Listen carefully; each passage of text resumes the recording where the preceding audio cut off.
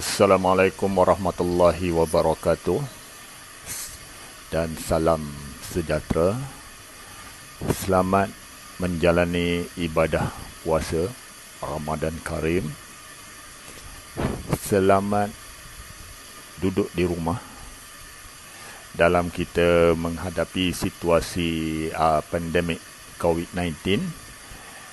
Jadi ambillah peluang ini dengan berada di rumah supaya kita dapat putuskan rantaian COVID-19. Okey, selamat bertemu kembali setelah sekian lama terpisah kerana masalah yang dialami oleh dunia sekarang. Ini rasanya pertama kali kita bertemu dalam sesi PDP, pembelajaran dan pembelajaran secara online. Jadi hari ini, kalau sebelum ni saya dah bagi beberapa latihan kuis, jadi hari ini saya rasa untuk lebih baik saya bagi penerangan sedikit mengenai kesalahan-kesalahan umum yang dilakukan oleh murid-murid, khususnya murid-murid sekolah rendah lah, dalam penggunaan tata bahasa yang betul. Jadi hari ini saya pada minggu lepas kalau tak silap saya dah ada bagi latihan berkaitan dengan kata pemberi. Okey. Dan saya dah terangkan catatan nota macam ni lah. Kata pemberi senang saja sebenarnya. Kata pemberi ni terbagi kepada dua benda, iaitu dua perkataan, iaitu ialah dan adalah. Tidak ada kata pemberi lain lagi. Kalau sebut kata pemberi, hanya dua perkataan tersebut, ialah dan adalah. Jadi masalahnya, di manakah kita menggunakan perkataan tersebut? Bila kita guna adalah dan bila masa kita perlu guna ialah. Okey. Untuk perkataan ataupun kata pemberi ialah, selepas ialah mesti diikuti dengan kata nama. Okey. Kata pemberi ialah diikuti dengan kata nama. Kata nama kita dah belajar. Kata nama ni dia banyak. Okey, tak kira lah nama am ke, nama khas ke, ganti nama ke, mesti ada. Biasanya ada manusia, tempat, haiwan, tumbuhan. Itu adalah kata nama. Okey, termasuklah benda sekali lah. Contohnya, nama saya ialah Ahmad. Ialah selepasnya mesti kata nama, iaitu Ahmad. Okey, tak boleh nama saya adalah Ahmad. Tak boleh. Dia kena ialah belakangnya mesti kata nama.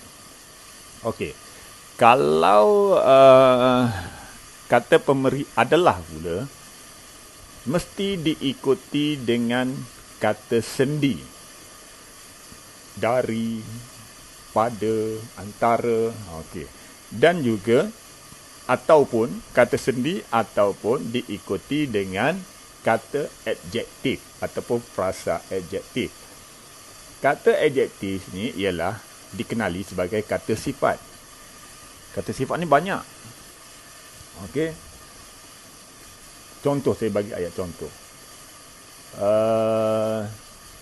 Berita yang disampaikan itu adalah palsu. Palsu ni ialah sifat. Ataupun berita yang disampaikan itu adalah benar. Okey. Benar pun adalah sifat. Sifatnya ialah benar. Okey.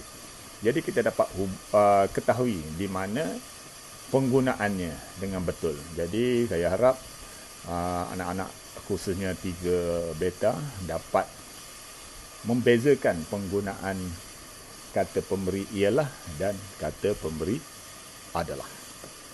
Okey, seterusnya penggunaan di dan pada. Okey, ini bukan kata pemberi. Saya pergi kepada kesalahan-kesalahan umum yang selalu dilakukan.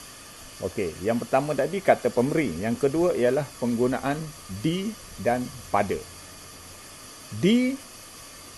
digunakan untuk tempat. Okey, digunakan untuk tempat. Contohnya di rumah, di sekolah, di padang, di kantin, mana-mana sajalah. Mesti tempat. Mesti tempat. Manakala pada pula dia merujuk kepada masa, orang dan kata kerja. Contoh, pada waktu pagi. Okey, waktu tu menunjukkan masa. Pagi tu masa. Jadi kita kena guna pada. Tidak boleh menggunakan di waktu pagi. Salah. Okey. Buku itu ada pada kakak. Okey, ada pada kakak. Kakak tu orang. Jadi pada orang. Okey. Dan ada juga kita menggunakan kata kerja. Tampal pada dinding. Tambat pada tiang. Okey, contohnya perahu itu hendaklah ditambat pada tiang supaya tidak hanyut. Okey, latihan-latihan yang diberikan hendaklah ditampal pada buku, pada dinding. Tak boleh di. Okey, itu adalah penggunaan di dan pada. Okey, seterusnya kita nak pergi kepada perkataan hadiah. Okey, ini banyak yang ramai murid yang melakukan kesilapan. Hadiah. Contohnya menghadiahi dengan menghadiahkan. Terdapat dua perbezaan. Kata dasarnya ialah hadiah dan imbuhan apitan meng dengan i, dan yang satu lagi imbuhan apitan meng dengan kan. Okey. Nampak betul, tapi sebenarnya mendatangkan satu kesalahan yang besar. Contohnya menghadiahi. Menghadiahi hanyalah untuk orang. Selepas perkataan menghadiahi, selepas perkataan tu mesti orang. Contoh, ayah menghadiahi ibu seutas rantai. Ayah menghadiahi ibu. Okey, menghadiahi, selepas menghadiahi mesti orang. Ibu barulah benda yang dihadiahkan tadi. Ayah menghadiahi adik sebuah basikal. Okey, menghadiahi mesti selepasnya orang. Kalau menghadiahkan bermaksud memberi sesuatu kepada orang. Memberi sesuatu. Contoh. Okey. Ayah menghadiahkan sebuah basikal kepada adik. Okey, menghadiahkan sesuatu. Selepasnya mesti ada sesuatu. Cikgu menghadiahkan sebuah buku. Okey. Menghadiahkan mesti benda. Baru orang kepada siapa-siapa. Kalau awak tulis ayah menghadiahkan ibu. Salah. Maksudnya ayah ambil ibu, bungkus-bungkus, masuk kotak, bagi hadiah kat orang. Itu salah. Ayah menghadiahi ibu. Baru betul. Ayah menghadiahkan ibu, maknanya ayah ambil ibu, bungkus, bagi hadiah. Okey, ingat itu. Menghadiahi selepasnya mesti orang. Menghadiahkan selepasnya mesti sesuatu. Okey. Boleh faham ya? Yang seterusnya, menemui. Menemui dengan menemukan. Okey, ini pun salah juga. Ramai yang buat salah. Jadi saya hari ini ambil kesempatan untuk mencari kesalahan umum je. Kesalahan umum yang selalu dilakukan oleh murid-murid. Menemui. Maksudnya menemui seseorang. Berjumpa dengan orang maknanya menemui. Kalau menemukan, maknanya kita temu. Menemui, berjumpa ataupun barang yang kita cari. Barang hilang. Okey, saya menemui Cikgu Ahmad pagi semalam. Okey, itu maknanya menemui mesti orang. Kalau menemukan, saya menemukan buku yang telah lama hilang. Menemukan kunci yang hilang. Okey, menemukan. Jangan salah guna. Kalau salah guna, maksud ayatnya salah. Kadang-kadang kita terfikir, kita rasa dah betul. Tapi kenapa salah? Okey. Boleh faham? Yang seterusnya hukum DM. Hukum DM ni D membawa maksud diterangkan, M membawa maksud menerangkan. Jadi kebanyakan kita jumpa di papan-papan tanda biasanya kesalahan-kesalahan umum. Contohnya Ali restoran. Okey. Goreng pisang. Itu salah sebenarnya. Yang betulnya ialah yang diterangkan dulu depan. Pisang goreng. Cempedak goreng. Penghawa dingin ke pendingin hawa? Pendingin hawa. Okey. Sos tomato, sos cili, bukannya cili sos. Okey, bukannya mini bus, mini stadium, sepatutnya bus mini, telekung mini. Okey. Okey. Itu adalah beberapa kesalahan-kesalahan yang sering dilakukan oleh pelajar-pelajar ataupun murid-murid sekolah lah. Seterusnya, imbuhan memper. Okey, imbuhan memper ni selalu kita tengok. Kita buat ayat seronok, kita tulis ayat, kita rasa macam betul, tapi rupa-rupanya salah. Memper. Okey.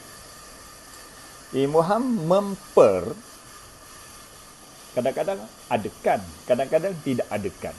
Okey. Memperbesar. Memperbesar ataupun memperbesarkan. Okey. Contoh.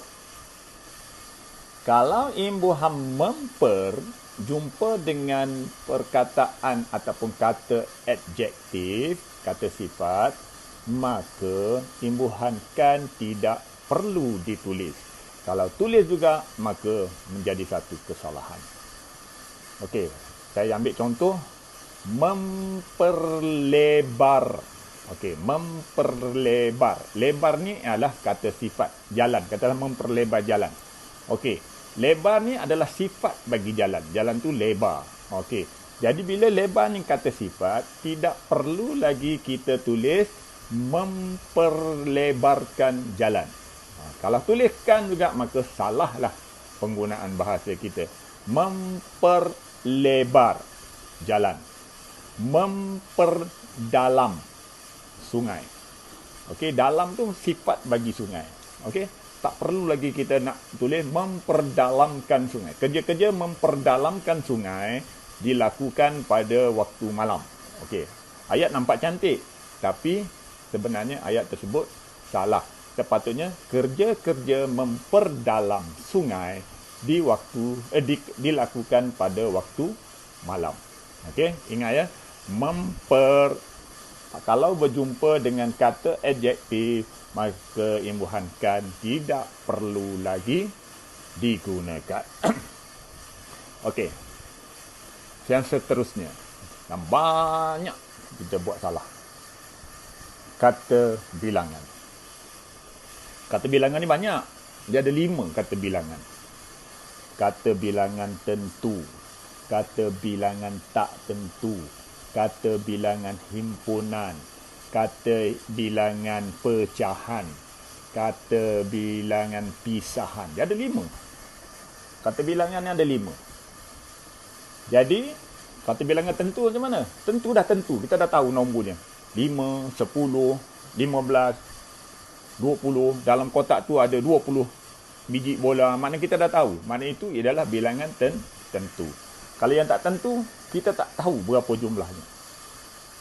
Semua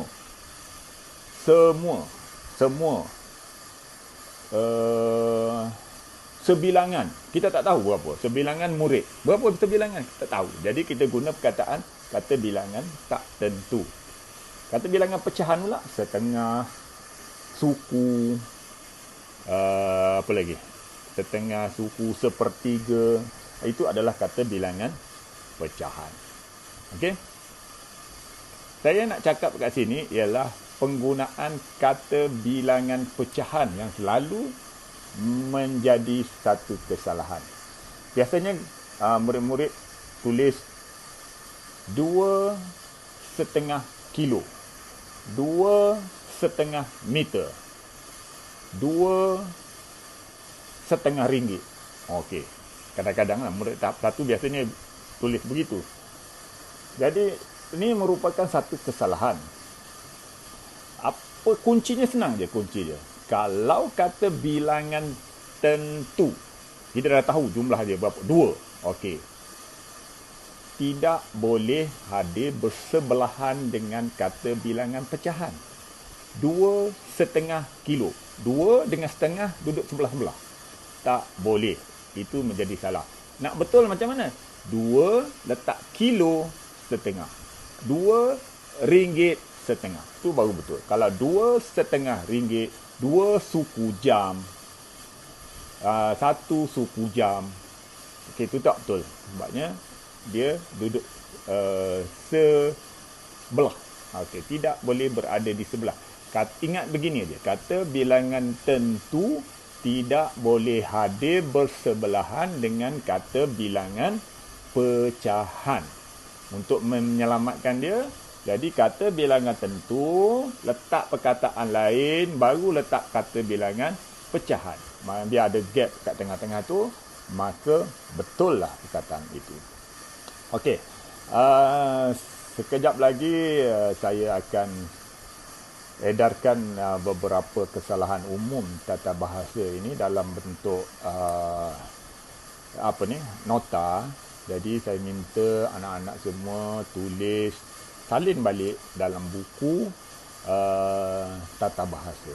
Andai kata buku tata bahasa tu berada di sekolah, bolehlah tulis di mana-mana buku kosong ataupun di mana-mana kertas. Kertas saya takut hilang aja. Tulislah dalam mana-mana buku. Tak menjadi satu kesalahan. Okey? Saya rasa penerangan saya sedikit sebanyak hari ini dapat membantu murid-murid dalam menggunakan tata bahasa dengan betul. Untuk itu, duduk di rumah, jaga kebersihan, sama-sama kita berdoa agar pandemik COVID-19 ini dapat segera diputuskan, dapat kita menjalankan ibadah puasa dengan baik dan dapat kita bersekolah semula. Sekian. Assalamualaikum warahmatullahi wabarakatuh. Kalau tak faham, boleh WhatsApp terus pada saya.